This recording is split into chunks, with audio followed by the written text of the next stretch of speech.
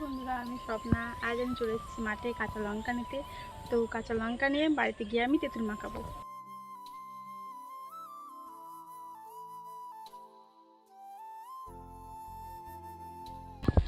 তো এখানে আমি 4টা লঙ্কা নিয়ে নিয়েছি। এরপর আমরা বাড়ি যাব। তো তেঁতুল মাখানোর জন্য আরেকটা জিনিস খুবই দরকার, যেটা হচ্ছে লেবু পাতা। তো এখান থেকে আমি লেবু পাতা বের।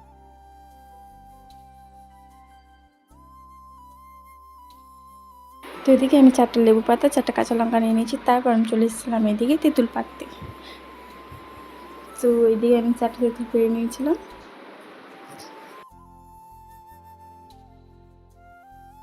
তারপরে এদিকে আমরা তেঁতুলের খোসাগুলো ছাড়িয়ে নেব।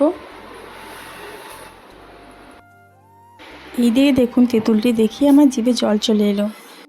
এইদিকে আমি তেঁতুলের খোসাগুলো ভালো করে ছাড়িয়ে নিয়েছি। তারপর এদিকে আমরা লেবু পাতা, কাঁচা লঙ্কা ভালো করে ধুয়ে নেব। তো এদিকে আমি কাঁচা লঙ্কা, লেবু পাতা কেটে নিলাম। তারপর এদিকে তেঁতুলগুলো শিলে ভালো করে থেঁতালে বীজগুলো বের করে দেব। তো এদিকে আমি পরিমাণ মতো লবণ নিয়ে নেব। তারপরে আমরা ভালো করে লবণ, লেবু পাতা, লঙ্কা ভালো করে চটকিয়ে নেব।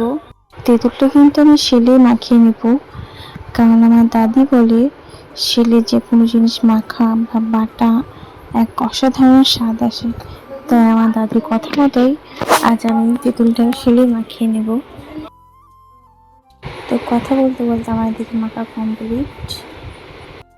এবার আমি খেয়ে বলবো কেমন হয়েছে।